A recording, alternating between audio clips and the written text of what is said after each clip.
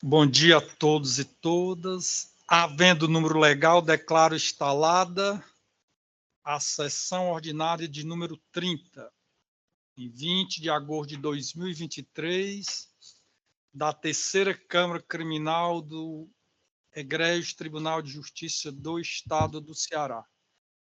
Inicialmente, eu cumprimento efusivamente a querida amiga desembargadora Rosilene Ferreira Facundo, querida amiga desembargadora Ângela, querido amigo, doutor Maurício Carneiro, Procurador-Geral da Justiça, representante da Procuradoria-Geral da Justiça do Estado do Ceará, a querida amiga doutora Wanda Lima, da Wanda Lúcia Abreu, douta defensora pública do Estado do Ceará, senhores advogados que estão nos assistindo por videoconferência, ou eventualmente esteja aqui presencialmente, nenhum aqui, servidores na pessoa do Dr. Wellington, Madeline, Fátima, enfim, a todos que estão aqui prestando seus intelectos para que se desenvolva a sessão da melhor maneira possível. Dando início aqui aos itens da nossa sessão, começamos então pela apreciação da ata da sessão anterior, de número 29, que se realizou no dia 22 de agosto de 2023, que já foi disponibilizada a todos os gabinetes. Algum reclamo, objeção? Desembargadora Rosilene, desembargadora Ângela. Então, eu declaro aprovada. Temos aqui um pedido de vista, que é o habeas corpus 062-766327, da relatoria da desembargadora André, que encontra-se de férias, obviamente não será julgado. A apelação, de igual modo, a apelação 20.017 de 57 de 2018, da lavra da eminente relatora desembargadora Ângela, também não poderá ser julgado, pois há o pedido de vista da desembargadora Marlúcia, que encontra-se de férias. De igual modo, a apelação 6.000 ao contrário, 5756, da relatoria da desembargadora Ângela, que está com pedido de vista da desembargadora Marlúcia. Pronto, né? Agora nós vamos, antes... Pois não. Pois não. Alguém se manifestou? Excelência, eu queria só registrar que as inscrições para sustentações orais, elas seguem, como são híbridas, seguem os dois regramentos, tanto presencial, o artigo 119, combinado com 226, que o advogado tem até, né, a minha cessação, para fazer a inscrição aqui, e da resolução número 20 e número 10 de 2020, que até o fim do expediente do dia anterior, né, a respectiva sessão, certo? Então, isso é colocado nos processos de pauta na certidão de publicação, expressamente.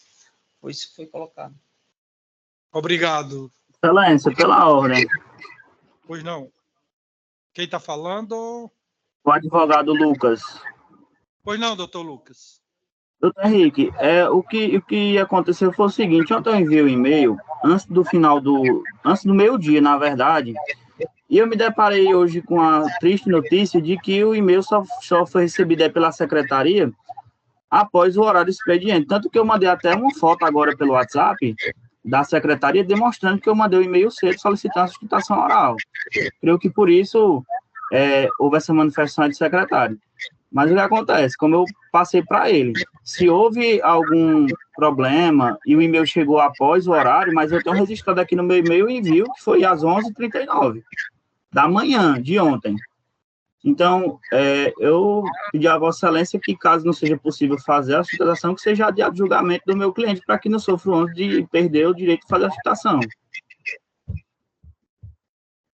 Que horas foi que chegou, Wellington? Como está aí? A foto que ele mandou foi que horas? 11 horas. Eu recebi... Segundo o relato da secretaria, às 8h06, 26 da noite. Foi, 26. Pois não, Wellington, esclareça aí. Não, eu recebi a solicitação do novo advogado, doutor Lucas, às 26. Inclusive, até às 6, eu acho que 7 horas eu retornei o e-mail para Vossa Excelência. Então, explicando bem como aconteceu, certo ocorrido. Então, a secretaria, se houve algum erro, assim, a secretaria, como eu disse, senhor, recebendo seu e-mail às 20h06 do dia de ontem, né? Dia 28. Então, procurei aqui meus e-mails e não encontrei esse horário que o senhor mandou, às 11h39. Mas eu enviei para você, né? Você viu lá o vídeo, já eu posso mandar print, o que for, para comprovar, e de fato foi o que houve, né? 20 às 11 e... Abre aqui,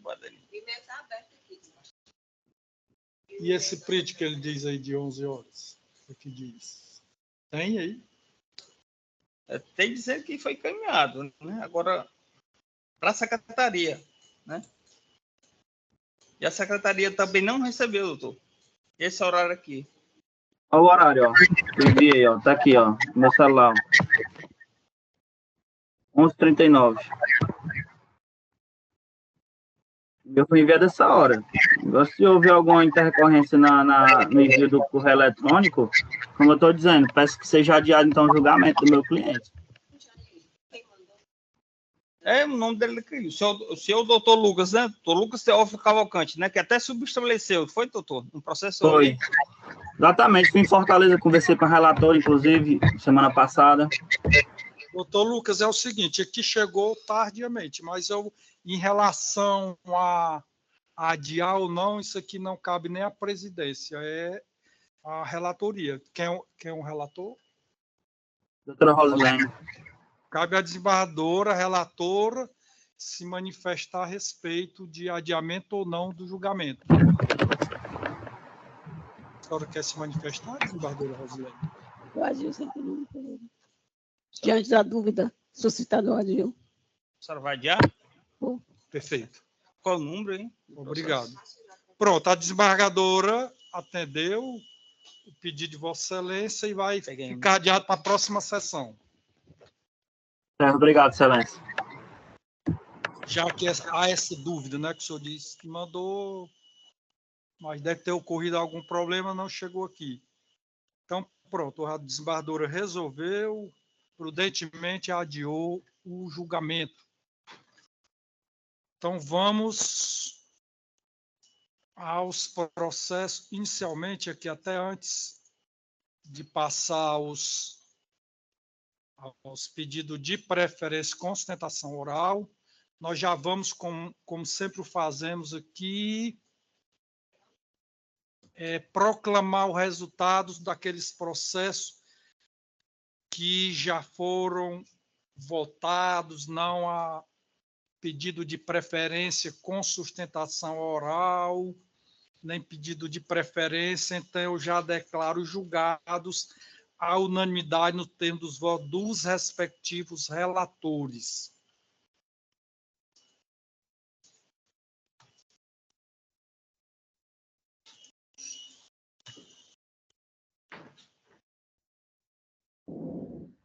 Pronto, agora efetivamente vamos para os processos que possuem solicitação de sustentação oral.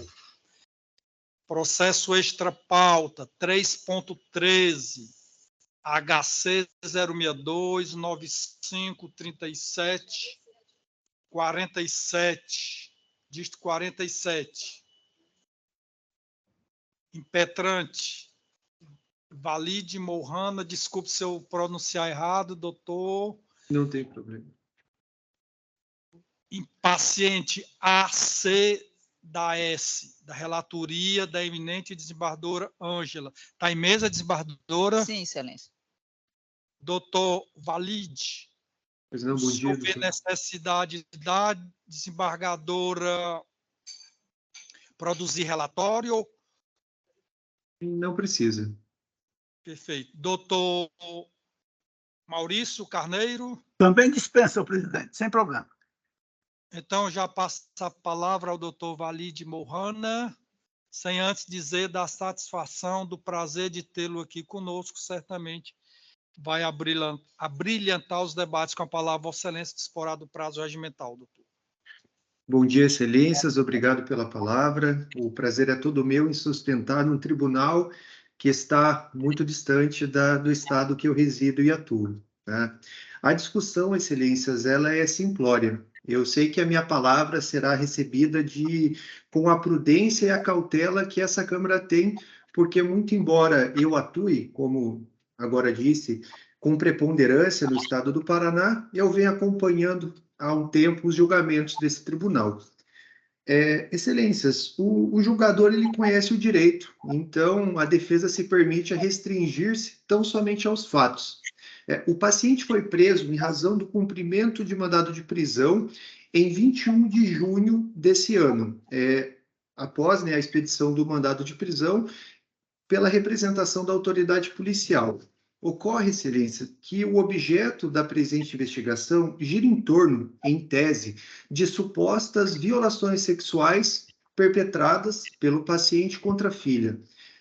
A defesa não desconhece a gravidade abstrata do delito, mas que será apurado, melhor apurado na ação penal pertinente. E, portanto, traz duas questões que gostaria de devolver ao conhecimento do colegiado. A primeira, que diz respeito à gravidade, que é arguida como fundamento da custódia provisória, e que soa, aos olhos desta defesa, um tanto quanto inconsistente, incongruente. Além disso, quanto ao predicato da contemporaneidade, porque além de uma construção judicial, também é decorrente de uma norma expressa prevista no artigo 315, parágrafo 1º do Código de Processo Penal. Mas sendo fiel ao que disse no início, o julgador conhece o direito, a defesa fica posta o desafio de trazer os fatos. E o fato o paciente ele está preso preventivamente por um fato, abre aspas, o último, que supostamente cometeu em fevereiro de 2023. É importante destacar que a vítima, quando compareceu à delegacia de polícia para levar ao conhecimento daquela autoridade policial, ela não requereu nenhum tipo, quaisquer medidas protetivas de urgência.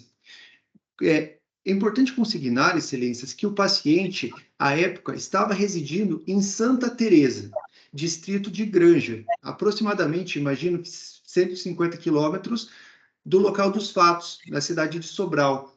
E quando teve conhecimento da investigação, compareceu à delegacia de polícia de Sobral, da comarca de Sobral, para prestar todos os esclarecimentos, e nessa oportunidade foi dado cumprimento ao referido mandado de prisão. Ou seja, em nenhum momento o paciente tentou obstruir a investigação criminal ou qualquer situação que gire em torno nesse sentido. Quer nos parecer, pela decisão prolatada, pela excelência na origem, que não trouxe qualquer fundamentação àquela decisão, seja um fato novo, seja contemporâneo. A decisão, portanto, eminente relatora, doutora Ângela Tereza, demais eminentes julgadores, abreviando na sustentação oral, ao menos no ponto de vista processual, o paciente experimenta uma prisão preventiva que não está apoiada em fato contemporâneo, se não está apoiado em fato remoto, ocorrido há quase um ano. Excelências, o que tem, objetivamente, é que o tribunal conheça da impetração e conceda para fins de revogação da prisão preventiva com base em todos os argumentos que essa defesa devolve ao conhecimento do presente colegiado, somado aos fatos de que os predicados pessoais do paciente militam em favor, a exemplo de residência fixa, ocupação lícita, e que a pessoa que nunca respondeu a qualquer processo criminal, nunca respondeu e não responde com exceção da presente investigação. Portanto, excelências, esse é o pedido da defesa. Obrigado, doutor. Concedo a palavra ao doutor procurador, doutor Maurício Carneiro. Muito obrigado, senhor presidente, desembargador Henrique Holanda, na pessoa de quem cumprimento os demais integrantes, as demais integrantes dessa Paulina Terceira Câmara Criminal. Cumprimento o ilustre advogado, doutor Valide Moana, quero crer que esteja pronunciando corretamente, e felicito-lhe pela sua sustentação oral. Cumprimento o doutor Wellington, e na pessoa do doutor Wellington, eu cumprimento a todos os servidores que prestam apoio a esse colegiado.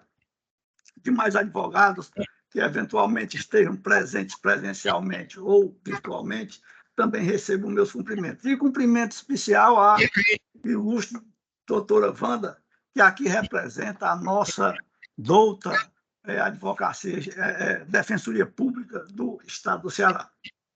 Senhor presidente, conforme foi mencionado na sustentação oral do doutor Valide, aqui se tem a impetração de habeas corpus contra uma decisão que decretou a prisão preventiva do ora paciente. E alega-se que esse decreto estaria a carecer de fundamentação idônea, baseando-se apenas em argumentos genéricos.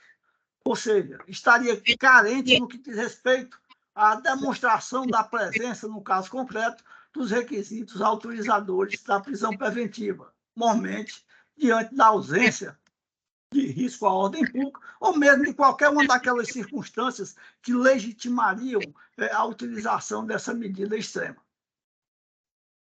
Também há aqui uma alegação de que as conclusões do laudo pericial de constatação de crimes sexuais não corroborariam a versão da suposta vítima, de que teria efetivamente sido vítima de estupro praticado pelo paciente, como já informado seu genitor.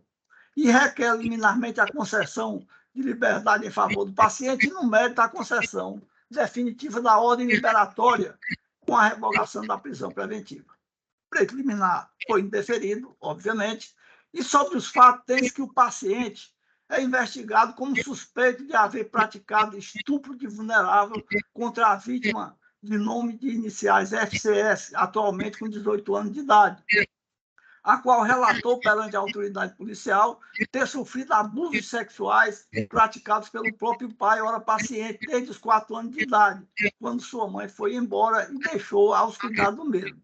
Segundo o relato da ofendida, ela era forçada a manter relações sexuais com seu genitor constantemente.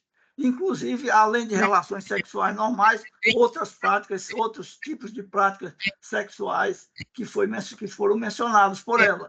A declarante narra que o pai acompanhava seu ciclo menstrual, inclusive, certa vez, tendo suspeitado de que a vítima estivesse grávida, chegou a ameaçar de se matar, caso tal circunstância viesse a ser confirmada. Ademais, também foi relatado pela ofendida que, caso se recusasse a praticar relações sexuais, era ameaçada e agredida fisicamente pelo paciente. Durante as investigações preliminares, também foi ouvida a companheira do paciente, onde se restou apurado que a senhora de iniciais ESS, madrasta de outra adolescente de iniciais FCS, também teria sido vítima em um inquérito policial instaurado mediante lavratura de um boletim de ocorrência. Diante desses fatos, a ilustre autoridade judiciária do Juizado da Violência Doméstica e Familiar contra a Mulher da Comarca de Sobral acolheu a representação da autoridade policial e decretou a prisão preventiva do paciente para garantia da ordem pública com fundamento na extrema gravidade do delito em análise, para manter a ordem pública, para principalmente preservar a integridade física e psicológica da vítima, bem como para garantir a aplicação da lei penal. Esse mandado de prisão foi cumprido em 21 de junho de 2023. No caso dos autos, a impetração se prende em fundamentos de mérito, isto é, a análise da materialidade de autoria dos crimes, eventuais defesas a serem demonstradas pelo paciente, cuja dilação probatória não é cabível nessa estreita via que se contenta apenas com a existência de indícios razoáveis de autoria e certeza da materialidade delitiva. Portanto, por demandar um exame aprofundado e uma valoração das provas carreadas aos autos, é incompatível com a sumariedade do rito previsto para esse remédio constitucional. Portanto, matéria deste jaede, com a profundidade pretendida pela interpretação, haverá de ser posta à apreciação somente durante a fase instrutória do procedimento. Outro sim, verifica-se que a decisão, ora contestada, expôs suficientemente os elementos de convicção amealhados aos autos do inquérito policial, sobretudo depoimento da vítima, de testemunha, tudo a comprovar materialidade e autoria delitivas. A vítima foi submetida a exame pericial de constatação de prática de crimes sexuais e, conforme o laudo, apresentava vestígio de conjunção carnal, a atestar efetivamente a prática desses atos com ela. E pela dinâmica apurada desses fatos, até o presente momento, mormente considerando as provas produzidas durante as investigações preliminares, existem indícios a apontar para a autoria delitiva. Registre-se ainda a periculosidade concreta da conduta do ora paciente, em face das circunstâncias do crime, tudo a apontar para o risco de reiteração delitiva. Isso porque trata-se de delito supostamente praticado contra uma criança, então, de tenra idade, durante anos sucessivos, pelo próprio pai, pessoa, logicamente, que detinha o pátrio poder sobre a vítima e, portanto, como dever, em decorrência desse pátrio poder, tinha a obrigação de protegê-la. Ademais, segundo o relato das testemunhas, o paciente possui comportamento violento, pois agredia e ameaçava também a ex-companheira, possuindo, inclusive, havendo inclusive um inquérito policial para a investigação desses fatos. Também, de acordo com os depoimentos da testemunha, o paciente costumava ameaçar as vítimas, afirmando que as mataria caso o denunciassem posteriormente. Nesse caso, é evidente a necessidade de se resguardar a vida e a integridade física, sexual e psicológica da vítima. Diante de tais circunstâncias, não se entremostra razoável se inferir que a decisão da ilustre autoridade impetrada que decretou a prisão preventiva do paciente encontra-se escoteira de fundamentação. E do contexto dos autos, conclui-se que a substituição da prisão preventiva por medidas cautelares alternativas na espécie não se mostra suficiente ou eficaz para efeito de proteção do bem jurídico que se deseja proteger com a utilização dessa medida. Então, senhor presidente, senhoras desembargadoras, a posição do Ministério Público é no sentido de que se deve manter a prisão preventiva do paciente, até porque a forma como esse crime foi perpetrado, ele indica, com base em razões fáticas palpáveis, a periculosidade do paciente. Portanto, senhor presidente, o Ministério Público se manifesta pelo conhecimento da impetração, mas para efeito de denegação da ordem. Muito obrigado, senhor presidente. Obrigado, doutor Maurício. Devolvo a palavra à eminente relatora, desembargadora Ângela. Muito obrigado, desembargador presidente desta terceira Câmara Criminal, quem eu saúdo, com um caloroso bom dia, direto amigo, desembargador Henrique, dileta amiga, desembargadora Rosilene, doutor Zé Maurício Carneiro, procurador de Justiça, vice-procurador-geral de Justiça, meu bom dia, doutora Wanda, representando a Defensoria Pública, doutor Walid Murrana, acho que é. Doutor, por favor, diga logo como pronuncia seu nome para... Walid Murrana. Walid. Walid Murrana. Isso, mas não tem problema. A quem eu parabenizo, do Paraná, fazendo a sustentação oral aqui no estado do Ceará, um processo que veio de uma comarca do norte do nosso estado, comarca de Sobral. Saúde, doutor Wellington, na pessoa de quem eu cumprimento todos os servidores e advogados que nos acompanham em videoconferência. Peço licença, desembargador Henrique, desembargadora Rosilene, para ler a proposta da ementa. Perfeito. Esclarecendo ao doutor Walid que essas propostas de minutos de voto são disponibilizadas com antecedência para a trinca julgadora, que tem acesso ao entendimento do relator Nós temos, inclusive, um sistema de conversa através de um chat, onde todas as dúvidas sobre o processo, sobre o veto, são debatidas até para otimizar o tempo de sessão. Vamos, então, à leitura, à verbetação. Habeas corpus, o delito é estupro de vulnerável e estupro. Artigo 217-A e 213, combinado com 226.2, além do 61, inciso 2, a linha F, concurso material e continuidade delitiva, na forma da Lei Maria da Penha. A prisão preventiva foi decorrente de representação da autoridade policial. Teses da defesa. Carência de fundamentação idônea do decreto preventivo. Não constatação, decisão devidamente fundamentada, garantia da ordem pública, gravidade concreta do delito, proteção da integridade física e psicológica da vítima, relato da ofendida de que, desde os 4 anos de idade, sofria abusos sexuais. Quanto às condições pessoais favoráveis, nós as temos por irrelevantes, já que as medidas cautelares diversas à prisão seriam insuficientes.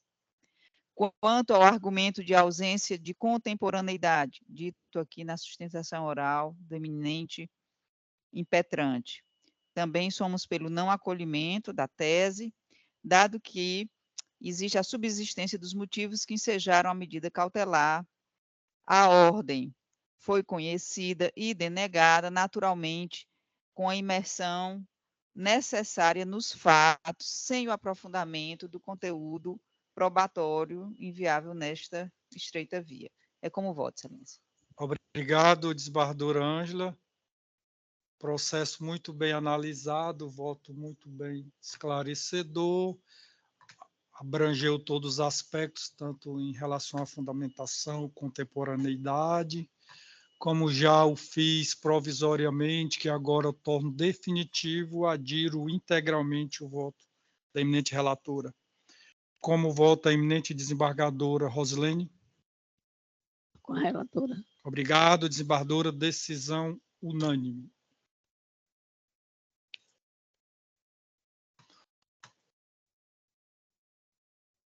Agora, HC só era esse. Agora, 4.2. Recurso sentido estrito 00-506-30, dígito 55. Processo de pauta. Comarca de origem, Campos Sales. Recorrente Valdemar Antônio de Araújo. Advogado Luan Micael Souza Santos.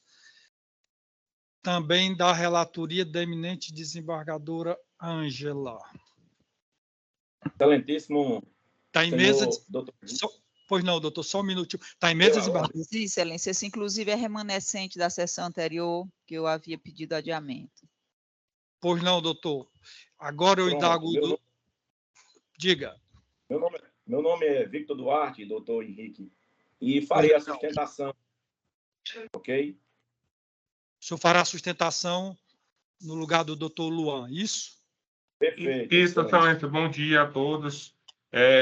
Eu sou o Luan, certo? Mas eu estou aqui também aguardando uma audiência. Eu, inclusive, no e-mail ontem, no corpo do e-mail, eu já indiquei o número da OAB e o nome do meu colega, meu sócio, doutor Vitor Duarte, Jorge Bezerra. E juntou o instrumento procuratório, doutor? Ainda não, excelência. Muito provavelmente ele já seja habilitado nesse processo. Todavia, se não for, juntarei nesse prazo legal de 5 dias, né? O subestabelecimento. Perfeito, doutor. Sem problema. Então, eu indago o doutor Vitor se já posso passar a palavra ao senhor ou se precisa de relatório, que a desembargadora leia o relatório, doutor Vitor. Excelência, pode passar a palavra, sem nenhum problema.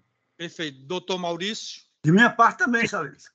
Certo. Então, já passo a palavra ao doutor Vitor, sem antes dizer da satisfação, do prazer de tê-lo aqui conosco. Certamente vai enriquecer os debates com a palavra Vossa Excelência, que disporá do prazo regimental. Agradeço a atenção. Inicialmente, eu quero aqui desejar-lhes um bom dia. Bom dia de muita paz, muita luz, muita iluminação, para que realmente o Todo-Poderoso possa guiar, né, esse julgamento de forma mais justa, de forma mais devida possível, aliada sempre à nossa legislação. Excelência, saúdo de pronto aqui a todos, na pessoa da desembargadora senhora Ângela Tereza Gondim. Prazer imenso aqui, mais uma vez, como dito pelo próprio doutor Henrique, é um prazer imenso estar aqui nessa terceira Câmara Criminal, fazendo essa devida sustentação. Trago à tona, excelência, de pronto. O presente recurso antidistrito, ele visa, excelência, revisitar o mérito dessa ação penal que teve como origem, claro, teve como julgamento de pronúncia o juízo lá de Campos Sales, comarca aqui do interior do estado do Ceará, justamente para apurar a culpabilidade do senhor Valdemar Antônio de Araújo, no que tange, excelência, que Deus o tenha, as vítimas Antônio Pedro e Israel Antônio de Paz. Excelência, a douta Procuradoria, 48ª Procuradoria de Justiça aqui do nosso estado do Ceará, na pessoa do Luiz Antônio Abrantes Pequeno, proferiu um relatório, proferiu uma manifestação em sede do presente reze, em que eu preciso pontuar desde já algumas observações que peço a devida atenção de vossas excelências, porque causa-nos, excelência, espanto. Esse processo causa-nos espanto. Explico por quê.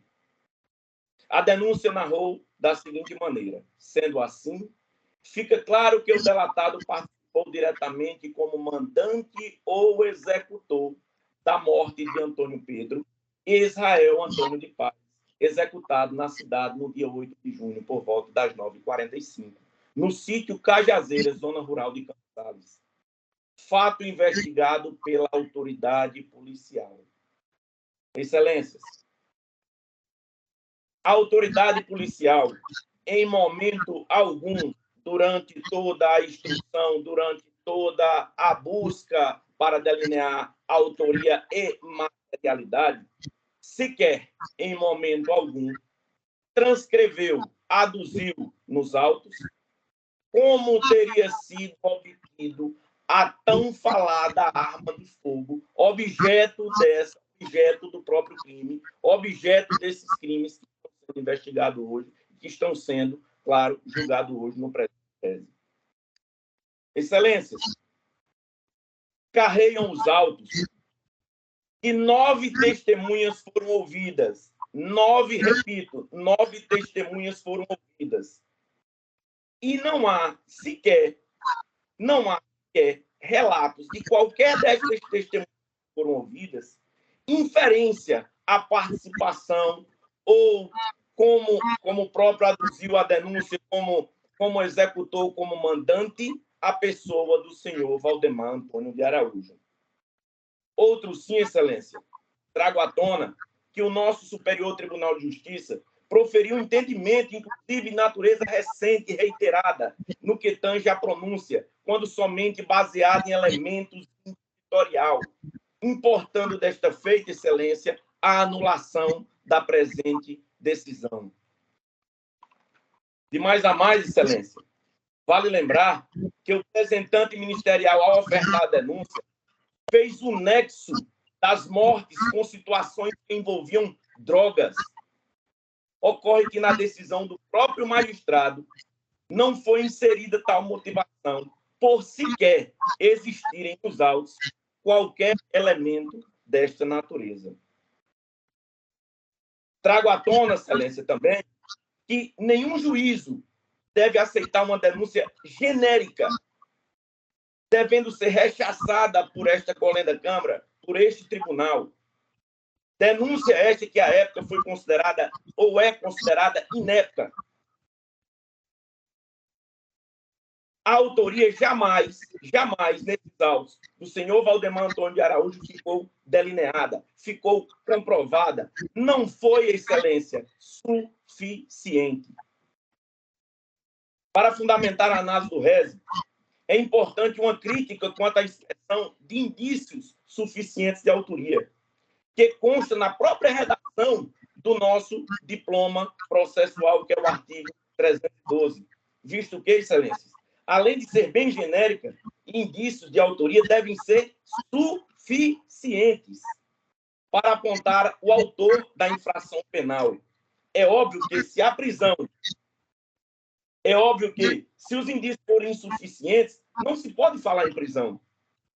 Por isso, ser suficiente não é o suficiente, o mínimo que se deve exigir e que os indícios sejam suficientes. Eu repito. Reitero.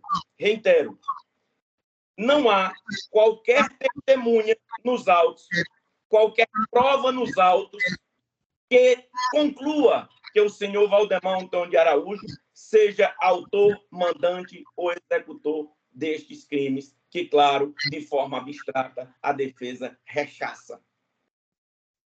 Quero aqui, excelência, trazer e pedir de pronto a secretaria desta Colégia da Câmara para apresentar um vídeo que encontra-se as folhas 898 do caderno processual eletrônico. Eu peço aqui ao senhor doutor Henrique Holanda, à doutora Ângela Tereza Gondim, para que apresente este vídeo nesta sessão a vossas excelências. Será de curial importância para o deslinde desse tese, excelência.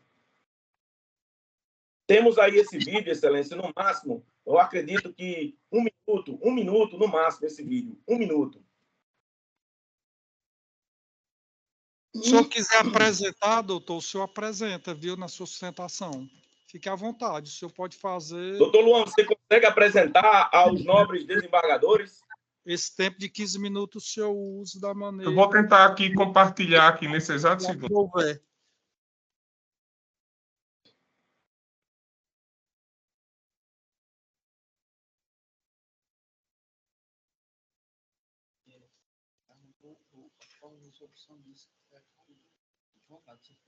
Excelência, apenas os organizadores podem apresentar, podem compartilhar algo nessa sessão.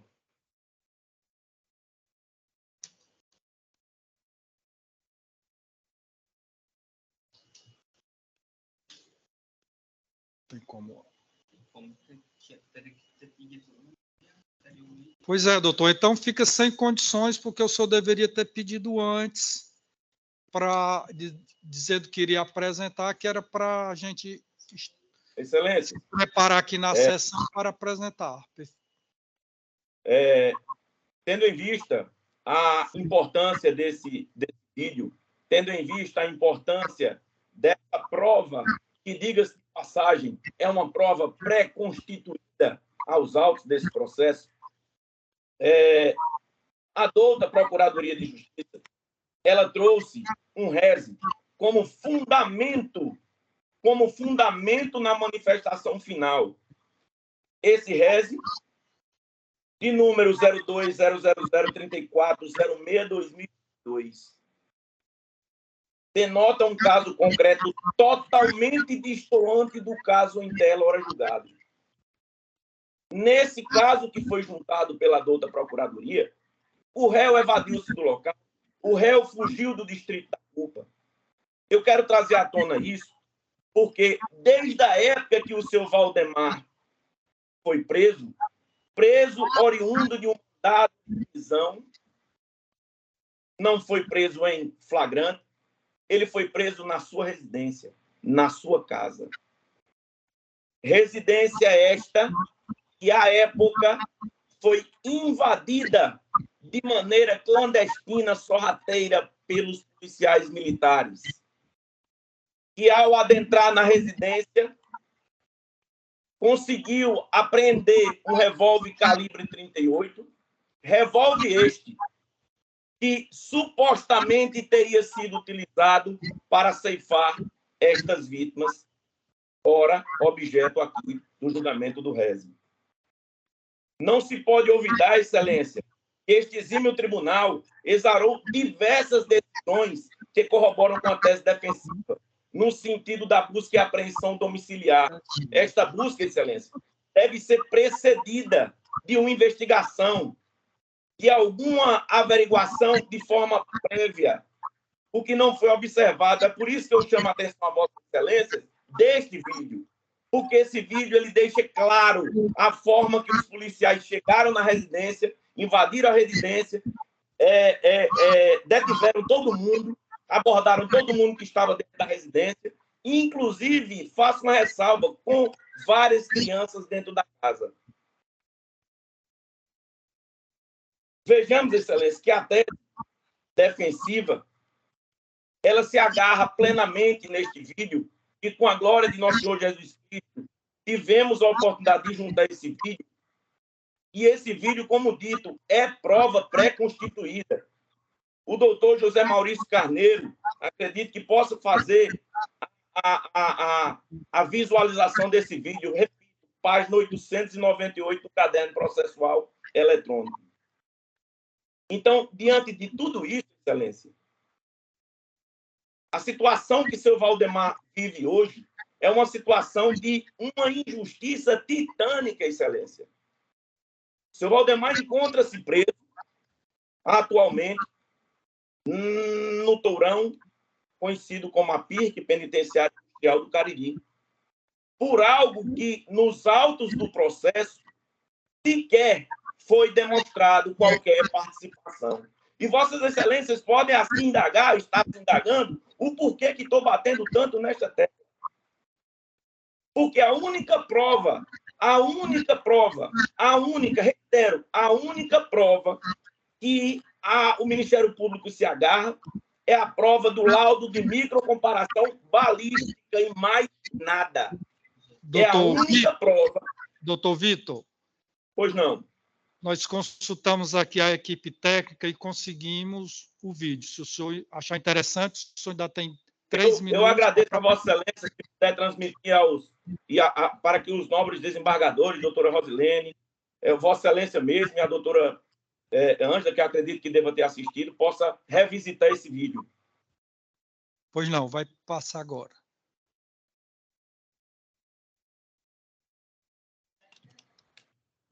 Hã?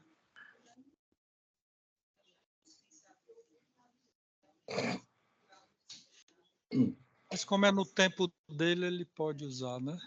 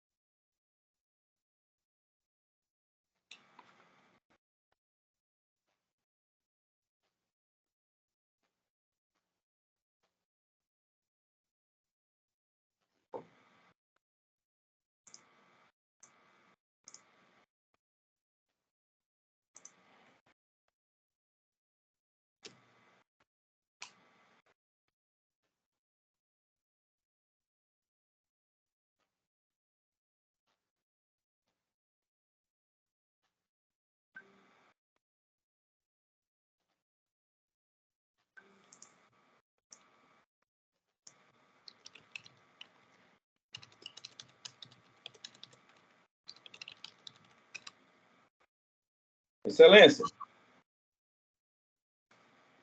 Estou. Caso a secretaria não esteja conseguindo, a gente poderia deixar para o final, acredito que eu consigo reservar 1 minuto, justamente desse tempo, tendo em vista a minha fala, só para poder concluir, e aí a gente espera. Caso... Conclua. Pois não, fica à vontade. Então, diante disso, Excelência, não deu certo. assim, o Ministério Público se agarrou apenas, única e exclusivamente, em uma única prova, que foi o laudo de microcomparação balística. A defesa trouxe, Excelência, dentro do caderno processual eletrônico, elementos, provas contundentes de que, à época dos fatos, o senhor Valdemar Antônio de Araújo sequer encontrava-se na cidade de Campos Sales. O senhor Valdemar encontrava-se na cidade de São José do Piauí, estado do Piauí, local onde a mãe reside, local onde o pai reside, familiares residem. Ele não se encontrava na comarca de Campos Sales. E digo mais, Excelência. Vossa Excelência pode enxergar como que ele não estava, doutor Vitor. Observe, no início da nossa petição, foram juntados documentos. Eu chamo a atenção do José Maurício justamente para isso, porque foram juntados documentos, notas fiscais, de que o senhor Valdemar Antônio de Araújo estava em outra cidade. Isto é um álibi, doutor Vitor? Isto é um álibi. Mas ele estava em outra cidade. Há demonstrações disto. Nota fiscal, recibo de compra de combustível, de abastecimento em combustível. Então, Excelência, diante de toda essa situação, paira o absurdo esta prisão do senhor Valdemar. Narrou também a Procuradoria de Justiça. Vejo que a Procuradoria diz, está nos autos. Relataram que compareceram ao local indicado e foram recebidos pelo autuado. Eu estou batendo nesta tecla deste dito vídeo, que Vossa Excelência terão a oportunidade de assistir. Os policiais, ao chegar, não pediram autorização para ingressar na residência do senhor Valdemar. Eles simplesmente, reitero, de forma clandestina, entraram na residência, abriram o portão e adentraram na residência, abordando todos que estavam dentro da casa. Está, inclusive, Excelência, na página 9 do caderno processual eletrônico. Até o presente momento, disse a douta Procuradoria, não há motivos para desacreditar nas versões dos policiais, que possuem fé pública. Eu concordo que os policiais possuem fé pública. Só que os policiais, a fé pública não é absoluta. Ela é de forma relativizada. Precisa-se de um contexto, precisa-se de uma análise prévia, precisa-se de uma investigação. Ora, prestem atenção. Chegaram no local, invadiram a residência, apreenderam um revólver calibre 38 e aí simplesmente chegam e é narrado dentro dos autos do processo, a douta Procuradoria narra, que simplesmente os policiais agiram como se estivesse acontecendo um crime permanente. Ora, quer dizer que me dá o direito a invadir uma residência para saber se está havendo ou não um crime permanente? Sem nenhuma análise prévia. Tá aí o vídeo, doutor Vitor, nós vamos para o tempo esgotou, deixamos só para passar o vídeo como o senhor pediu, perfeito? Mas não é esse vídeo, Excelência, é um vídeo anterior. Esse aí é o vídeo no momento em que as pessoas que estão na casa são abordados. O senhor disse esse aí, doutor. Chamamos aqui todo mundo, os universitários, todos, para passar o vídeo. Mas, enfim, esse vídeo... Mas, Excelência, se me permite, esse vídeo, esses vídeos, na realidade, são um segmento de como se deu o passo a passo. O doutor Vitor disse que não era esse vídeo, porque esse não é o primeiro, esse é o segundo vídeo, certo? O primeiro vídeo é o momento em que os policiais, sem qualquer comunicação prévia, adentram no domicílio do senhor Valdemar. Eu acredito que seja o... Está aí nessa relação. Logo abaixo, é algum desses vídeos que está nessa relação ali. É porque o que o senhor apontou foi o que se colocou. Aí é algum deles, Excelência. Aí fica difícil. Esse é o momento exato. Pronto, então vamos dar esse é o momento que a polícia chega na residência do seu... Parou o tempo que já ultrapassou. Tudo bem, Excelência, sem problema. Tudo bem.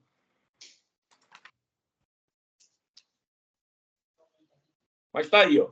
Observa, adentra, abre o portão. Certo, estamos olhando aqui.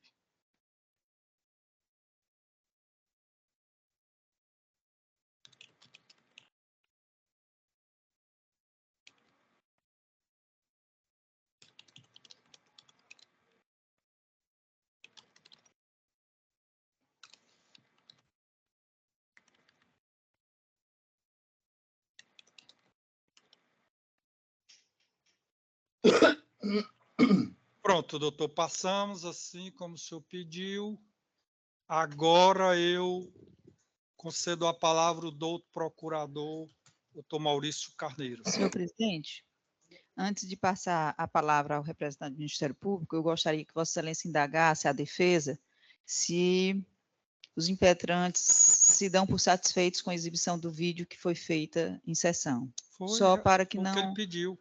Foi isso, mas eu queria só para que a gente garanta a regularidade do julgamento. Vossa Excelência pode perguntar? Posso, mas foi o que Excelência. foi atendido. Pois não.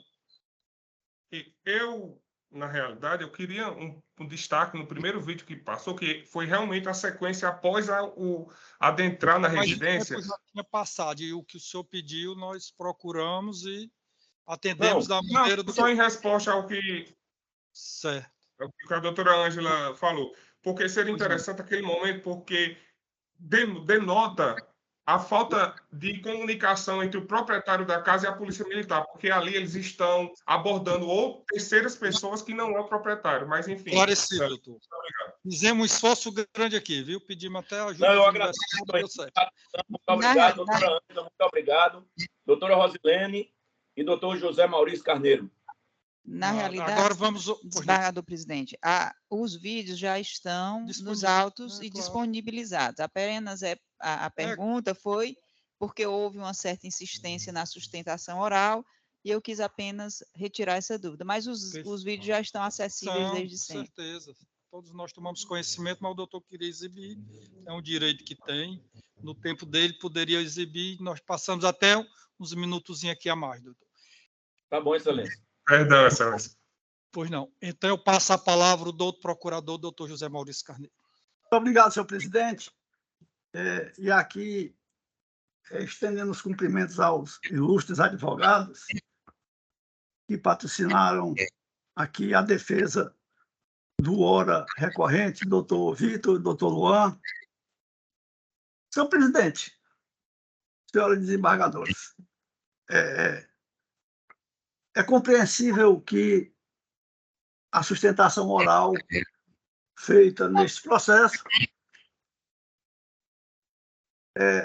tente centrar toda a sua argumentação na questão relativa a uma suposta nulidade da apreensão da arma. Aqui se está diante de um crime que foi cometido no meio do mato. No meio do mato, uma estrada carroçada. Alguém passou lá, se encontrou, certamente que uma situação dessa natureza não se pode colocar como sendo um eventual encontro fortuito. Não foi, porque foram assassinadas as duas pessoas que no caso, o ora recorrente se encontrou em uma área rural da cidade de Campos Sales. Logicamente, não tinha ninguém. Por algum motivo que eu não consegui perquirir aqui, a pessoa do recorrente passou a ser o suspeito de haver, de alguma forma, e aqui eu volto a repetir as palavras do ilustre advogado, ou na condição de executor material, ou na condição de mandante, ou qualquer outro nível de entrelaçamento do recorrente com os fatos, as suspeitas recaíram sobre sua pessoa. Na verdade, eu aqui inicio dizendo que essa questão, essa contestação acerca da legalidade ou não, relativa ao ingresso no domicílio do ora recorrente, se deu num contexto de um outro processo. Ou seja, um processo que foi aberto, uma ação penal que foi aberta exclusivamente pelo fato de se encontrar na residência do ora recorrente uma arma de fogo. E o que é que vai ligar a pessoa do recorrente aos fatos? É que depois de apreendida essa arma de fogo na residência do ora recorrente, inclusive um fato que é incontestável, eu posso até dizer que ponho dúvida na legalidade da apreensão dessa arma, mas isso eu não posso discutir aqui no processo. É preciso que seja decidido pelo órgão jurisdicional encarregado de gerenciar esta outra ação penal, que, na verdade, não é nem aqui o ilustre advogado mencionou. É a ação penal número 050363, de 83.2020, e final 0054. Portanto, qualquer pretensão de se ver anular esse ingresso, de se ver anular a ação penal por conta de um ingresso ilegal na residência do paciente, deverá ser contestada lá, e não aqui nos autos. Pois bem, mas o que é que vai unir efetivamente o paciente com o recorrente com os fatos? É que esse revólver que foi apreendido na residência do ora recorrente foi confrontado com os projéteis que foram extraídos dos corpos das duas vítimas. E esse laudo pericial chegou à conclusão de que os projéteis partiram exatamente da arma que foi apreendida na residência do ora recorrente. Portanto, esse é um laudo pericial que tem 100% de certeza para se afirmar que aquela arma foi utilizada para ceifar a vida das vítimas. Bom, o resto aí é questão de prova, é questão das demais provas. Então, como eu estou falando aqui, que se está em sede de um recurso em sentido estrito, em função de um mérito de pronúncia, eu jamais poderei dizer que essa pronúncia não foi lastreada em elementos sólidos de convicção. Então, tem-se uma certeza, aliás, duas certezas. Primeira certeza, que a arma foi apreendida na residência do ora recorrente. Segunda certeza, que aquela arma foi a que foi utilizada para ceifar a vida das vítimas. O mais vai caber, obviamente, à defesa de provar ou que aquela arma não era, no momento em que ocorreu o fato, não era de propriedade das vítimas, ou então que o laudo está errado. E aí é uma outra questão que não pode ser aferida nesse momento. Para efeito de emissão de um decreto de pronúncia, eu tenho apenas a necessidade de demonstrar a prática do fato e os indícios de autoria. E aí eu indago, que indício maior de autoria se pode ter, se não quando se tem um laudo pericial que tem 100% de certeza. Tanto é que os ilustres advogados não questionaram o conteúdo do laudo, as conclusões do laudo, vão por outra vertente. Mas isso aí não é questão para se tornar nulo o decreto de pronúncia, porque, afinal, o decreto de pronúncia ele somente necessita de prova da prática delituosa e de indício de autoria. Portanto, com os indícios suficientes de autoria, não há como se anular o édito de pronúncia. Portanto, senhor presidente, a manifestação do Ministério Público é no sentido do conhecimento da insurgência, mas para efeito de se lhe negar provimento. Muito obrigado, senhor presidente. Obrigado, doutor Maurício. Devolvo a palavra à eminente relatora. Muito obrigada, senhor presidente. Parabenizo o doutor Vitor, o doutor Luan, doutor Vitor que fez uma sustentação oral segura, firme. Da mesma forma, o doutor José Maurício Carneiro. Peço venha para ler apenas a proposta de emenda, já que o voto estará disponibilizado tão logo termine a sessão de julgamento. Recurso em sentido estrito contra a decisão de pronúncia, homicídios qualificados, artigo 121, parágrafo 2º, inciso 4, e 121, 4 e 5, combinado com 29 do Código Penal, além da lei dos crimes hediondos, que é invocado. O primeiro pleito para recorrer em liberdade, sob a alegação de ausência de requisitos para manutenção da prisão cautelar, não conhecimento, repetição de pedido formulado no habeas corpus número 625.814/2020, dígito 20, 2023, incidência da coisa julgada. Passemos às preliminares. Nulidade por violação de domicílio, inexistência, posse irregular de arma de fogo e munições de uso permitido, crime permanente, denúncia de disparo de arma de fogo, existência de fundadas razões prévias. Segunda preliminar, suposta quebra da cadeia de custódia, inocorrência, ausência de prova de adulteração, prejuízo não comprovado, incidência do princípio da instrumentalidade das formas e do pade nullité sangrif. Passemos ao mérito.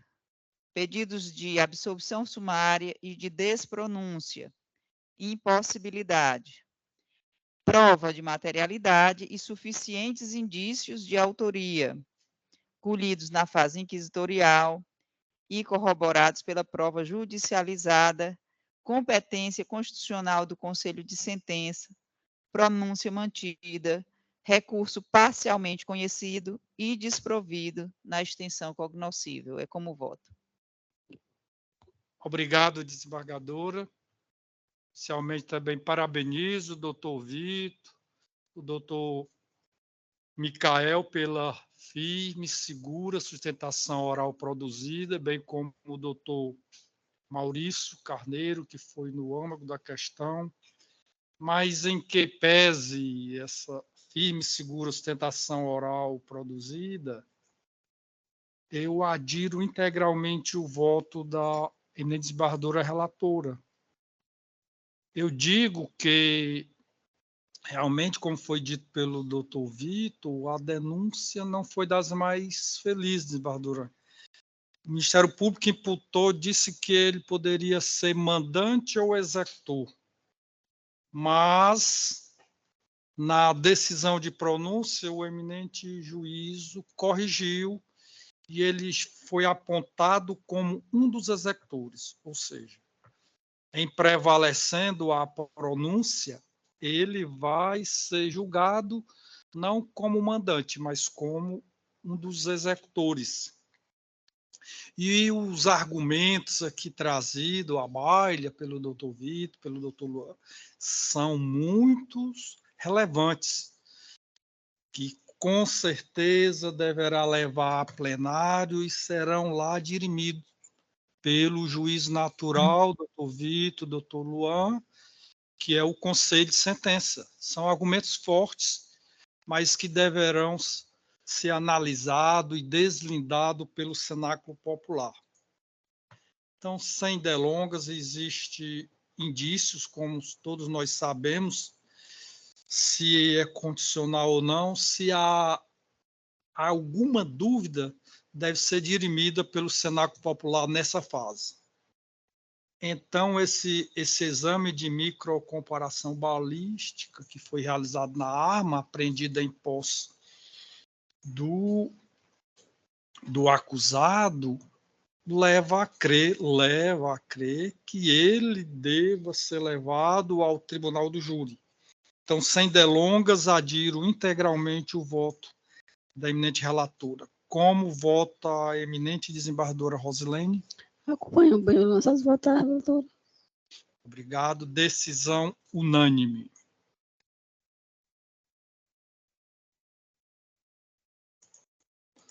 Próximo agora. Obrigado, doutor Henrique. Obrigado, doutora Ângela. Obrigado, doutor Rosilene, doutor José Maurício. Senhores. Obrigado aos senhores. Grande abraço, doutor. Apelação 4.4, apelação 005497.2, dígito 61, comarca de origem Sobral, é de minha relatoria.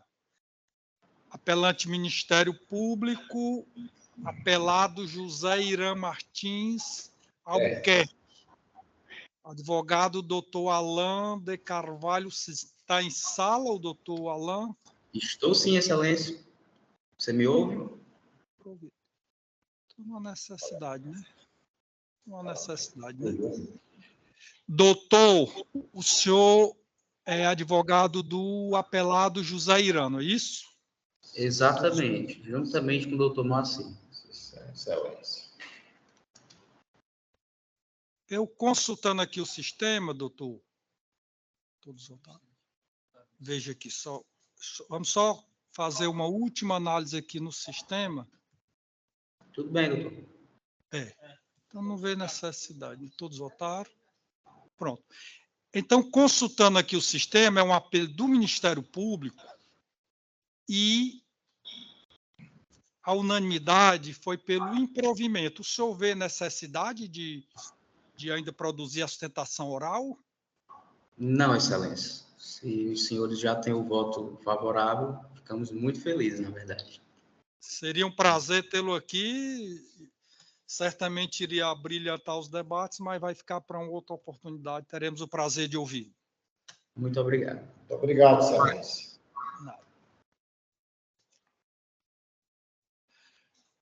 4.39, apelação 021 8075, dígito 92.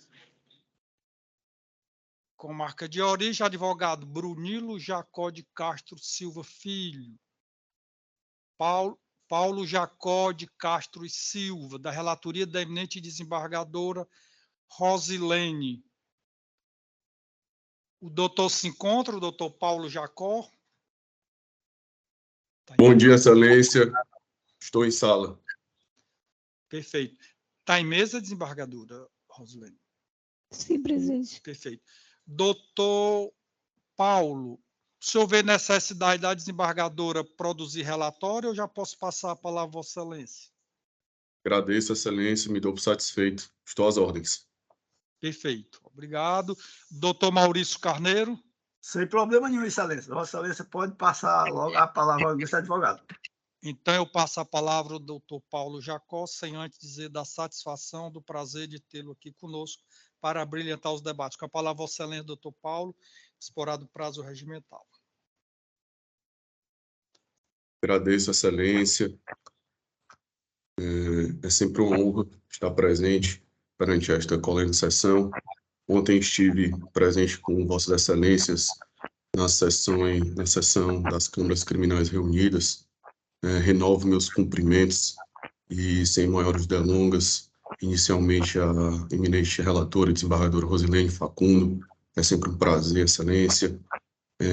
Fui muito bem recebido em seu gabinete para despacho de memoriais. Desde já presto aqui minhas cordialidades ao também presidente, desembargador, eminente desembargador Henrique, Jorge.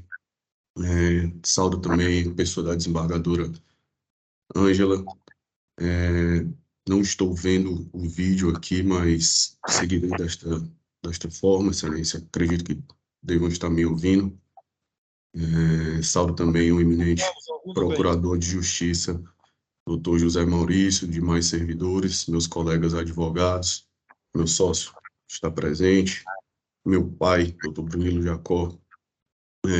Inicialmente, o voto de um presente recurso de apelação contra a sentença condenatória editada pelo julgador em regime de exceção junto à 8ª Vara Criminal da comarca de Fortaleza, o qual, oferecendo respaldo à denúncia do Ministério Público, condenou o apelante a pena de 13 anos, 2 meses e 20 dias de reclusão, nas sanções do artigo 158, parágrafo 1º, 311, parágrafo 1º, ambos do Código Penal, e artigo 14 da Lei 10.826 de 2003. Inicialmente, a defesa sustenta, em tese preliminar, na apelação, a nulidade do flagrante por completa inépcia da denúncia e a ausência de justa causa da ação penal, salientando também a ausência de autoria e materialidade delitiva. É importante trazer que, no caso em tela, a suposta vítima, o suposto vitimado, alegou que o apelante havia o constrangido no dia 3 de 3 de 2022 para que efetuasse um pagamento no montante de R$2.000. Ainda informou que jamais realizou o comportamento em tese determinado pela vítima em sede de instrução processual, conforme provas colacionadas. Ocorre que no dia 10 de 3 de 2022, aproximadamente, precisamente 7 dias, o apelante foi preso em suposta situação de flagrante. Desta forma, a defesa insurge contra, inicialmente, a inépcia da denúncia por não entender que estivesse presente as circunstâncias caracterizadoras da prisão em flagrante. Salienta ainda de que o apelante houvera supostamente praticado o crime pelo qual foi condenado. A situação em que foi preso em flagrante não constituiria a situação flagrancial, por se tratar em fase de exaurimento do delito. Importante trazer também, Excelência, que a suposta vítima não registrou nenhum boletim de ocorrência, nenhum fato na delegacia, tendo inclusive este informado em sede de instrução que compareceu perante a delegacia, mas nada o fez de forma procedimental, de forma formalizada. Importante trazer as lições de Kleber Masson, onde entende-se que no momento que o extorsionário, efetuar o saque do numerário depositado em sua conta corrente, não será possível a prisão em flagrante, pois o crime já se consumou há muito tempo. Corroborando com o entendimento do ilustre doutrinador, a defesa aduz, em sede de preliminar, não encontravam presentes as circunstâncias e as situações de flagrante. De forma bastante breve, sustento também a preliminar, assim como da inexistência do flagrante, do excesso de linguagem trazido pelo ilustríssimo juízo singular. É indubitável a importância do papel do magistrado na condução do processo penal. Entende a defesa que o juiz, em determinada passagem em decisões, fez indagações apresentando uma conduta inegavelmente pré-determinada, munida de carga e maliciosa, conforme se vê presente na sentença condenatória de folhas 211 a 221, salientando em verbos com a devida licença para a leitura, de causar espanto, ainda que o réu, apenado pelo juízo da primeira vara da comarca de Boa Vista, com sentença transitada em julgado e execução respectiva tramitando na primeira vara de execuções penais de Fortaleza, abre um parênteses, Excelência, diga-se de passagem, tal execução encontrava-se suspensa à época, fecha parênteses, possa, na condição de condenado, estar exercendo a função de oficial de justiça com emprego de arma de fogo no cumprimento de mandados judiciais. Ponto. Olha aí o resultado disso. Folhas 2019. Perdão, Excelência, 219.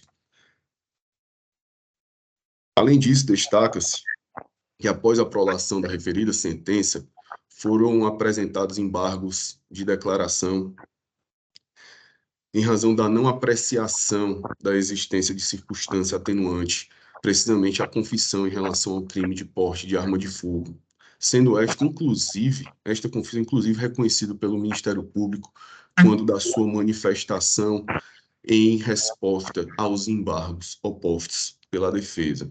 Contudo, o meritíssimo juiz, mesmo diante do parecer ministerial, não reconheceu a existência. Desta forma, a defesa pugna pelo reconhecimento da eloquência acusatória e com excesso de linguagem, requerendo a nulidade da respectiva sentença. Passando ao mérito, Excelência, e é onde a defesa vem aqui concentrar o maior esforço e maior técnica acerca da defesa da sustentação, acerca do crime de extorsão, o apelante, o qual exercia a época dos fatos e ainda encontra-se em sua função de oficial de justiça do Tribunal de Justiça do Estado do Ceará, deste tribunal, a defesa pugna inicialmente pela absolvição do crime de extorsão com base na insuficiência de provas. Destaca-se nos autos, Excelência, de uma maneira muito técnica e robusta, de que não existem provas, nem sequer indícios da exigência da vantagem ilícita pelo referido apelante à hora oficial de justiça, evidenciando completa ausência comprobatória e apta a ensejar uma condenação. Importante trazer que no crime de extorsão e nos dias atuais é de se compreender que existem diversas formas de se comprovar o referido delito, seja na prova testemunhal, seja com a prova documental, o que pode ser feito através de filmagens, gravações, mensagens, áudios, e não existem quaisquer provas destas nos autos, nem tampouco a apreensão da quantia, ou seja, em que pese vossas excelências não acatarem a tese de nulidade do flagrante, há de se entender e frisar que não houve em nenhum momento apreensão de nenhuma quantia em poder da vítima ou tampouco do acusado, ora apelante. Destaca-se ainda que a vítima informou, conforme mencionei de forma breve, na sustentação das teses preliminares, de que havia comparecido perante a delegacia. Porém, esta, de forma inexplicável, não registrou nenhum boletim de ocorrência, nenhuma formalização do crime o qual estava sendo supostamente vitimado. É importante trazer, Excelência, que o apelante foi preso em pleno exercício de sua função, cumprindo um mandado de busca e apreensão no endereço constante indicado no mandado, o qual encontrava-se também em seu poder. É importante trazer que não existem áudios e imagens, somente a prova testemunhal da mãe, da genitora da suposta vítima. E acerca das provas produzidas pela defesa, destaca-se o depoimento de diversos companheiros, oficiais de justiça, os quais afirmam que nunca ouviram qualquer história ou qualquer fato qualquer boato acerca de obtenção de vantagem ilícita pelo apelante. A defesa requer a absolvição por completa ausência de provas quanto ao fato e a imputação objetiva do delito tipificado no crime de extorsão. É importante trazer também, Excelência, o entendimento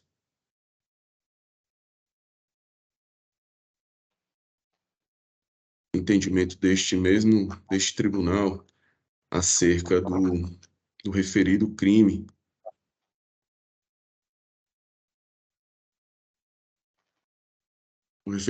de extorsão tipificado na sentença condenatória. É bem verdade que toda acusação deve restar suficientemente comprovado, que se não ocorreu nos autos em epígrafe. Com a devida vênia, a defesa gostaria de fazer leitura do seguinte julgado: ementa, apelação penal, processo penal, furto qualificado, artigo 155, parágrafo 4º, inciso 4º do Código Penal Brasileiro, recurso defensivo, pleito de absolvição, cabimento, contexto fático probatório, contudo que não demonstra suficiente com segurança, firmar-se o entendimento condenatório, indicação de autoria que se baseou em fortes indícios que não foram confirmados a contento durante a instrução processual, palavra da vítima que declare depoimentos testemunhais pouco conclusivos, contexto fático probatório que não mostra suficiente para afirmar seu entendimento condenatório, além da dúvida razoável, fragilidade do conjunto probatório, ausência de elementos seguros, incerteza que deve ser confirmada em favor dos réus, indúbio pro réu, regra probatória derivada do princípio da presunção de inocência e inteligência do artigo 386, inciso 7 do CPP. Recurso conhecido e provido, recorrentes absolvidos TJCE, processo 016 8174, dígito 97, 2018, 806, 1000 contra, apelação criminal, relator, eminente desembargadora Francisca Adelineide Viana, segunda Câmara Criminal, publicação 1º de setembro de 2021. Desta forma, apresentando a seguinte emenda e ainda outras, pedindo aqui a devida escusa somente para apontar os números dos processos 0018, 732, dígito 17, 2005, primeira Câmara Criminal, relatoria desembargadora Maria Edna Martins, data de publicação 1º de fevereiro de 2018, dentre outros, TJCE apelação 1000 contra 106/83 de 2009, relatoria desembargadora Maria Edna Martins, data de julgamento 9/7/2019. Desta forma, excelência, a defesa requer absolvição por completa insuficiência de provas em relação ao delito tipificado ao crime de extorsão. Em seguida, em relação ao delito tipificado no artigo 311, o qual seria em relação à adulteração de veículo sinal automotor, a defesa insurge de maneira incisiva em relação à referida condenação, uma vez que presente a completa atipicidade da conduta, uma vez que não existem nos autos e ausente laudo pericial acerca do referido bem, existindo assim uma completa, e reafirmo, a tipicidade da conduta. Em sede de sentença, o meritíssimo juiz afirmou e condenou o apelante como se este estivesse adulterado o veículo sinal automotor. Repousa-se aos autos, inclusive as folhas 4 da apelação, da referida apelação, fotos da referida placa. Seria alguns respingos de cimento que se encontravam sobre a placa da motocicleta. Motocicleta esta, placa branca, na época placa ainda era aquela placa antiga, antes de entrar em vigência a placa do Mercosul, a atual placa, e motocicleta oficial deste egrégio Tribunal de Justiça, conforme afirmado, o oficial de justiça estava em pleno exercício da sua função. Doutor Paulo, por favor, conclua, que o tempo esvaiu. Perdão, excelência. Destaca-se que a completa atipicidade da conduta, assim como também a completa ausência de provas e em face do laudo pericial. Sem maiores delongas e de forma exaustiva, a defesa requer a absolvição do apelante no crime de extorsão qualificada por completa insuficiência de provas, requer ainda a absolvição do crime de adulteração de veículo sinal automotor, uma vez que presente a atipicidade da conduta, salientando a vigência da alteração, conforme a vigência da lei que reestruturou a tipificação do referido artigo, requer absolvição com base na insuficiência de provas, requerendo ainda a aplicação de forma subsidiária da atenuante da confissão no crime de porte ilegal de arma de fogo. Okay. É como a defesa requer, posiciona-se, agradeço por extrapolar o tempo, excelências. É como a defesa requer. Perfeito. Concedo a palavra ao doutor procurador, doutor Maurício Carneiro.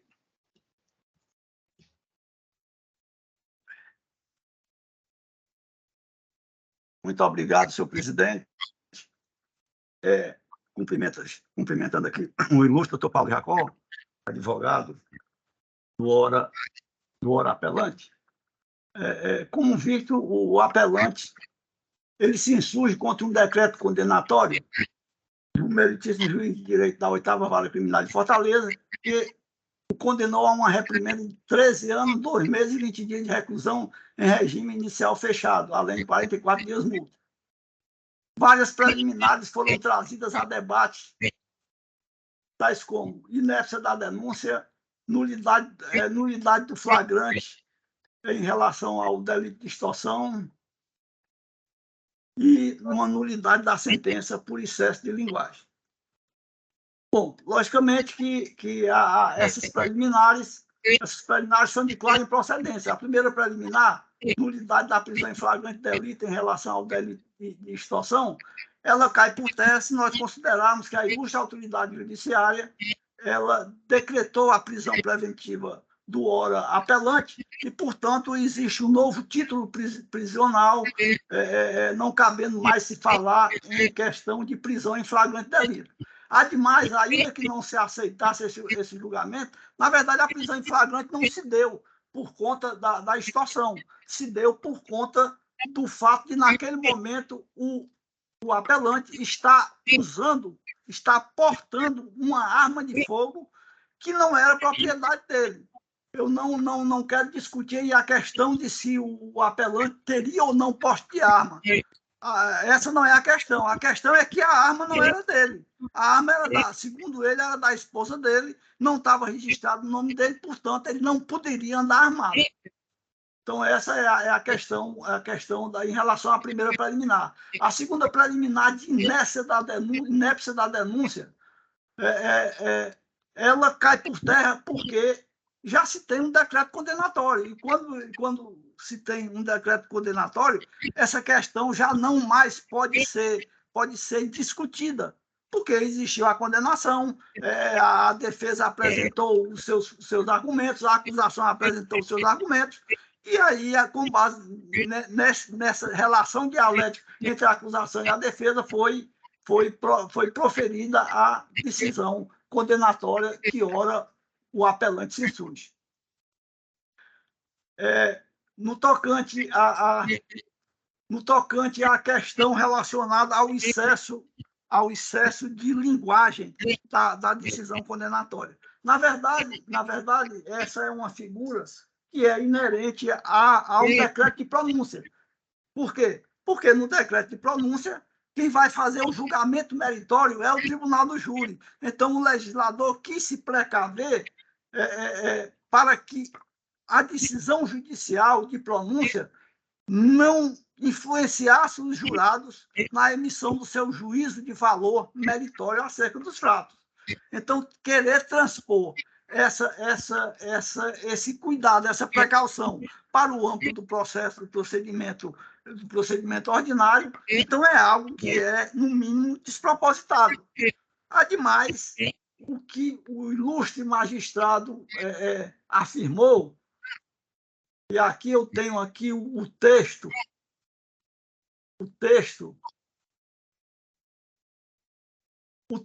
onde o ilustre magistrado ele manifesta a sua admiração pelo fato que o apelante, como oficial de justiça e como uma pessoa que já houvera sido condenado por roubo, estava fazendo intimações como oficial de justiça e ainda usando uma arma que nem dele era. Então, e aí eu tenho que admitir que Sua Excelência, o ilustre doutor juiz de direito, está coberto de razão. A mesma admiração eu também teria e faria questão de manifestar, porque realmente é uma situação inusitada que necessita ser proibida exatamente pela repercussão que isso pode causar em termos de prejuízo à atuação do Poder Judiciário. No tocante ao mérito, senhor presidente, no tocante ao pleito absolutório por falta de provas, tal é absurdamente carecedor de procedência. Com efeito, as palavras da vítima, Francisco Eudes Nascimento Oliveira, relatando que o ora apelante foi até a sua residência, identificando-se como policial, não foi nem como oficial de justiça, ele se identificou como policial, e lhe indagando por uma motocicleta que possuía, ocasião em que afirmou que já a houvera vendido porque não tinha condições de arcar com as prestações. E então, tendo sido nessa ocasião que o apelante me propôs pagar a importância de R$2.000 para que ele não fosse mais na casa, na casa da vítima. E este disse que não tinha dinheiro, mas iria ver se conseguia pelo menos a quantia de R$1.000. E afirmou que logo procurou a delegacia e relatou o fato, tendo o apelante efetivamente sido preso no dia 10 daquele mês, quando chegou de frente à sua casa. Tem-se ainda as palavras da policial Ana Paula Alexandre Pereira, que ratifica a versão da vítima acerca da extorsão que lhe fora feita. Referida testemunha integrou a equipe de policiais civis que fez a abordagem do apelante em frente à residência da vítima, encontrando em seu poder uma arma de fogo, além de vários mandados judiciais, inclusive em relação ao mandado judicial referente à moto, que naquele momento deveria, ou pressupunha-se que deveria estar em poder da vítima. O policial, também policial civil, Agostinho Tavares de Souza Neto, relatou idêntica versão. Assim, resta comprovada a materialidade e a autoria delitiva, inclusive em relação ao delito de adulteração em sinal de veículo automotor, eis que naquele momento se verificou que a placa da moto que era utilizada pela vítima estava com um número encoberto, totalmente encoberto, por cimento, por massa de cimento. E, logicamente, naquela circunstância em que foi visualizada aquela ocorrência, já se poderia, de plano, concluir que aquilo ali não poderia ser obra do acaso, e sim uma atitude deliberada para obstacular a leitura da placa daquela moto que estava sendo utilizada pelo apelante. No que diz respeito ao pleito de aplicação do princípio da consunção entre os delitos de extorsão e porte ilegal de arma de fogo, tal se revela de patente improcedência. Com efeito, a consunção se caracteriza quando um crime é obrigatoriamente uma passagem para a prática de outro crime. Ou seja, funciona como um crime meio para chegar a um crime fim. Nesse caso, o crime meio seria absolvido pelo crime fim. E, no caso, não se pode admitir que para se cometer uma extorsão, haja necessidade de se praticar o crime de porte ilegal de arma de fogo. Portanto, o pleito é de clara improcedência. E, finalmente, no tocante ao pleito de reforma da dosimetria da pena, para efeito de se reconhecer a atenuante da confissão espontânea, tal se revela igualmente de clara impossibilidade, eis que o apelante, em momento algum, assumiu a autoria dos delitos que lhe foram imputados. Apenas em relação à arma de fogo, mencionou que tinha porte e, portanto, poderia andar armado, quando, na verdade, apesar de ele ter porte, a arma não era registrada em seu nome e, portanto, ele, a pretexto de ter um porte de arma de fogo, necessitaria também, no momento, de exibir o registro da arma em seu nome para garantir que aquela situação era uma situação plenamente legal. Portanto, senhor presidente, por todas essas razões, o Ministério Público se manifesta no sentido do conhecimento do apelo interposto, mas para efeito de se lhe negar provimento. Muito obrigado. Obrigado, doutor Maurício. Devolvo a palavra ao eminente relator. Obrigado, presidente. Peço autorização para a leitura resumida do projeto de emenda. Perfeito. Apelação criminal. Crime de extorsão qualificada, adulteração de sinal dos veículos, identificador do veículo automotor e posse legal de arma de fogo de uso permitido. Preliminares de nulidades processuais. Da prisão em flagrante, prisão flagrancial convertida em preventiva, novo título prisional, tese superada, precedência do TJCE, alegação de inepção da denúncia, tese prejudicada, ocorrência de preclusão, argumentação de nulidade da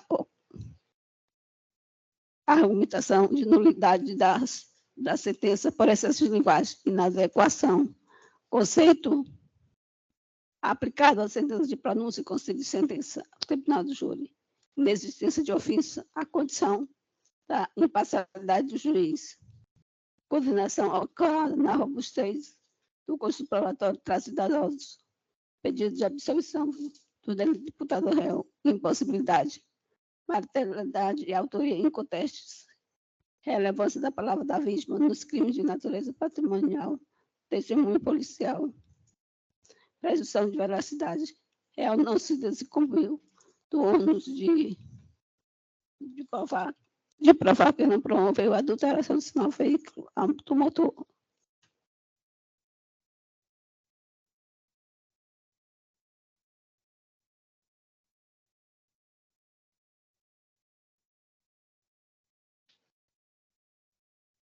Do veículo automotor. Réu não se desincubiu do ônus de provar que não promoveu a alteração do sinal identificador do veículo oficial utilizado para desempenho da função do oficial utilizado para o desempenho da função pública, utilizando cimento. Réu portava a arma com certificado emitido em nome de terceiro. Pedido de aplicação do princípio da construção entre o delito pedido de aplicação do princípio da construção entre os delitos de extorsão, qualificado e posse ilegal de arma de fogo não acolhimento. Na espécie, os veículos, os delitos praticados pelo réu decorrer de delitos de desígnios autônomos com momentos com os motivos diversos, em relação de meio ao fim.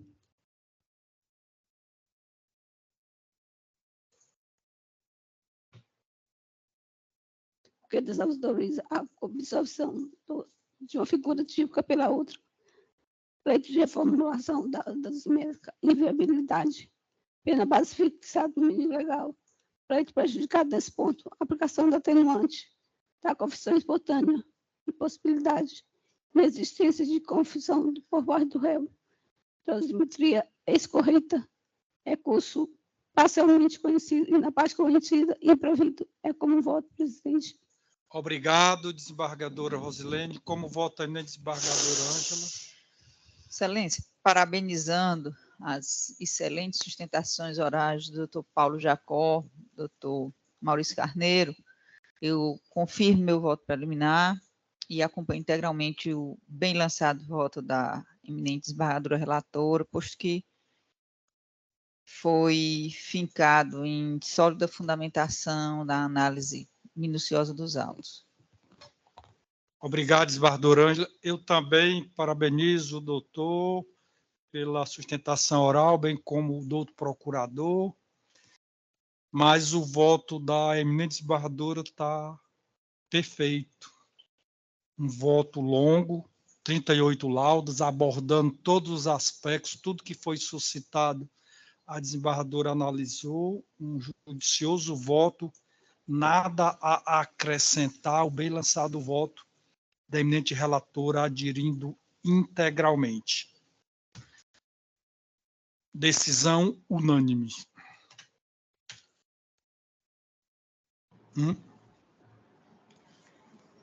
Como? Agora falta esse. Vou adorar. 4.78, apelação 0200 333 53 de 2022, com marca de origem São Benedito, apelante Antônio Tiago Brito Lopes, advogado Luiz Felipe Rodrigues Lima, apelado Ministério Público da Relatoria da eminente desembargadora Ângela. Está em mesa, desembargadora? Sim, excelência. Perfeito. O doutor Luiz Felipe Rodrigues de Lima se encontra na sala? Estou presente, excelência. Doutor Luiz Felipe, consultando aqui o sistema, já foi votado à unanimidade. O recurso foi conhecido e provido. O senhor vê necessidade de produzir sustentação oral, mesmo sabendo que a pretensão foi atendida, doutor? Não vejo a necessidade, excelência, até também pelo decurso de tempo e como já o pleito já foi atendido, agradeço aqui os humildes votos de vossas excelências. Obrigado, doutor Luiz Felipe. Certamente o senhor abrilhantaria aqui os debates, mas fica para uma outra oportunidade. Foi decisão unânime. Até a próxima, excelência. se Deus quiser, com a graça de Deus. Então, pronto, findou a parte de pedido de preferência com sustentação oral. Agora vamos aos destaques. 3.7 HC 063-1220 vai ser adiado. Confirma, desembargadora Rosilene? Confirmado. Perfeito. 4.19, apelação 0048-490-28, 2014. Adiado, desembargadora Rosilene? Confirmado. Perfeito. 4.37, apelação 0201-635-18. Eminente desembargadora Rosilene, como relatora, adiado, desembargadora? Sim, adiado. Obrigado. 4.41, apelação 089-213395, relatoria da eminente desembargadora Rosilene. Confirma, desembargadora? Confirma, adiado. Perfeito. 4.42, apelação 20.000 ao contrário. 4.7, de 56. Confirma, desembargadora Rosilene? Adiado. Adiado. Processos pendentes de julgamento. Habeas corpus 063, 13, 15, 52. De minha relatoria. Falta quem o voto?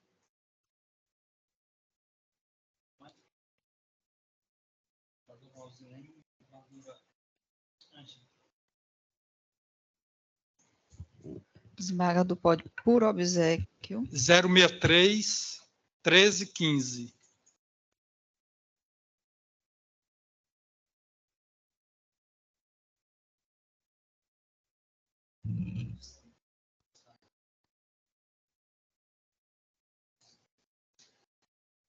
É o 06. Eu estou já nele, excelência. 063, 13, 15, 52. Impetrante Ana Paula de Oliveira Rocha, paciente Carlos Rodrigues de Assis Sobrinho. Isso. Ana Paula Oliveira Rocha, paciente Carlos Rodrigues de Assis Sobrinho, impetrado juiz da vara dele de organizações criminosas.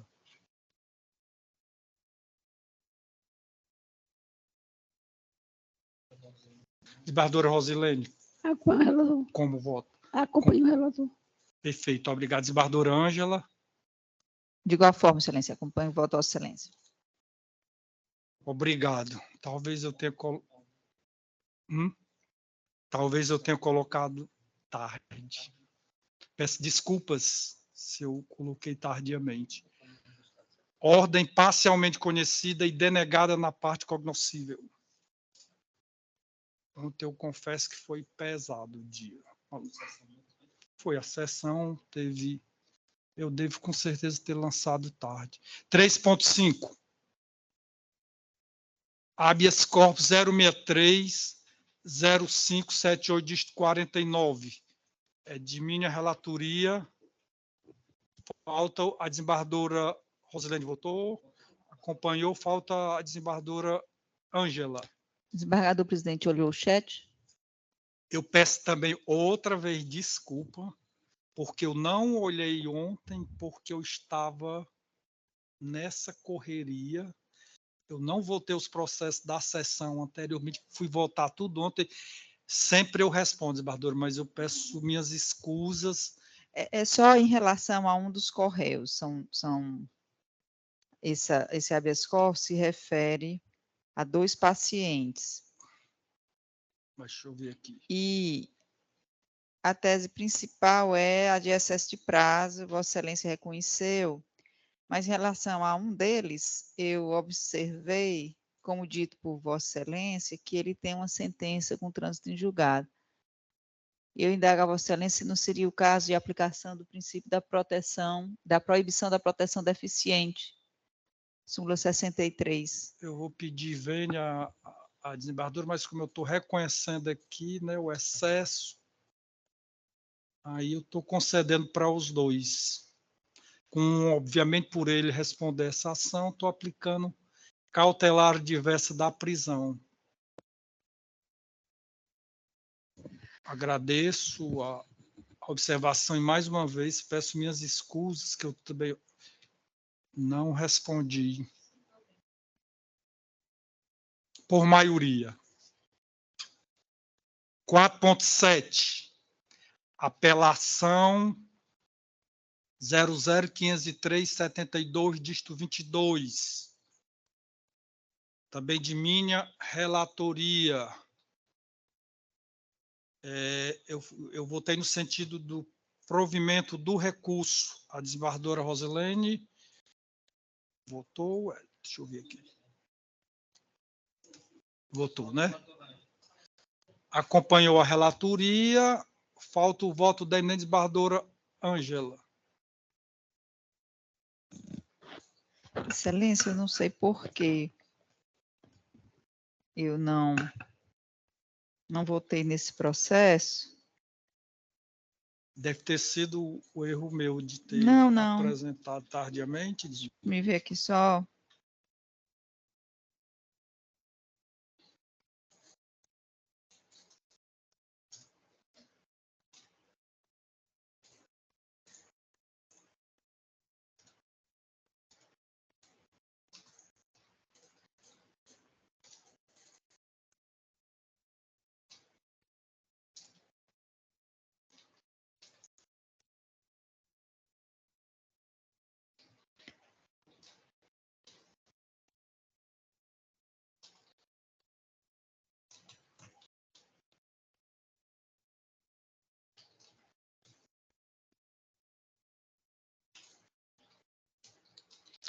É a reunião de 3 processos em um só, não é? Continuidade. Eu acho que foi só reconhecido a continuidade delitiva. Foi eu acompanho o voto de Vossa Excelência. Foi só reconhecida a continuidade. Tinha 3 processos, juntou-se nos 3, reconheceu-se a continuidade. Perfeito. Obrigado. Decisão unânime. Provido. Na verdade, foi o reconhecimento da continuidade delitiva. 4.12, apelação 0201, 6.000 ao contrário, 18/2020. Também de minha relatoria. Falta o voto da eminente desembargadora Ângela. A desembargadora Rosilene votou, acompanhou a relatoria.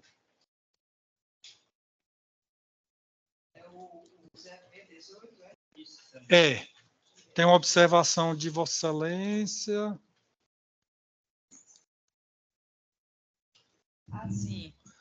Sim, Vossa Excelência, eu olhei a prova e vi que a droga, assim, Vossa Excelência está acatando uma nulidade por violação de domicílio. Perfeito. Ocorre que eu fiz o seguinte exame. Quando ele foi interpelado em via pública, ele possuía droga consigo.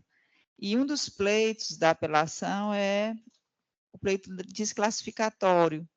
Então, como houve esse fato antecedente ao ingresso no domicílio e ele foi abordado em via pública, já portando drogas, penso eu que o pleito de desclassificação por 28, que é um pedido subsidiário da defesa, deveria ser acolhido. Então, é nesse sentido aí que eu penso que nem divido da questão da violação, apenas acho que o fato antecedente de ele portar arma já autorizaria uma desclassificação. Portar arma não, desculpe, portar droga, perdão. Perfeito. Eu mantenho a decisão.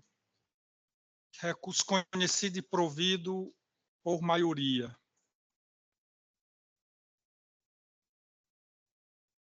(4.46), apelação 0011-425-45, da relatoria da desembargadora Ângela. Faltando quem? 0011-425.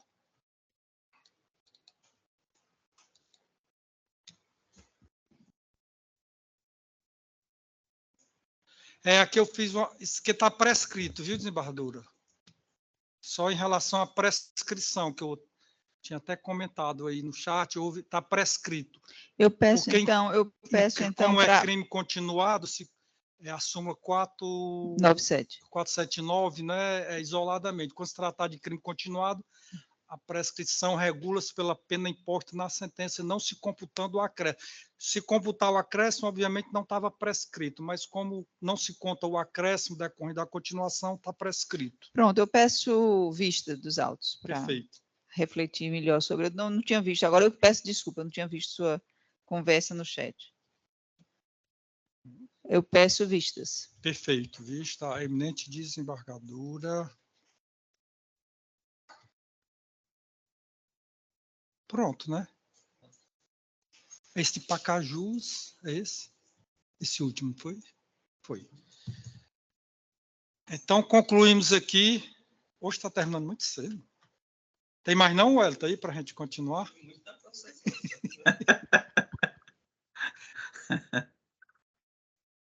Alguma manifestação? Não? Então, eu quero agradecer a presença de todos, doutor Maurício, doutora Wanda, eminente querida desembargadora Rosilene, desembargadora Ângela, servidores, a Força Policial que está aqui nos assistindo. Enfim, a todos, agradecer a presença de todos e até a próxima sessão. Grande abraço, presidente. Saúde e paz para todos. Para todos. Obrigado. Até a próxima. Um abraço a todos aí. Se Deus quiser.